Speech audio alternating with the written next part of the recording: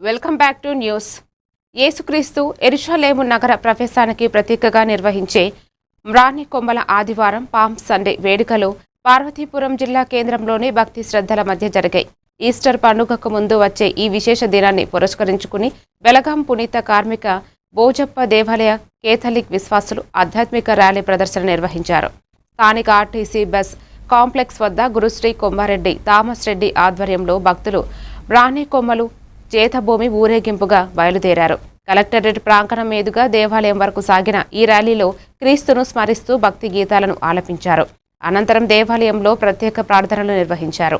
దేశంలో శాంతి వాతావరణం వర్ధిల్లాలని, ప్రజలందరూ సుఖ సంతోషాలతో ఉండాలని ఈ సందర్భంగా ప్రార్థించారు.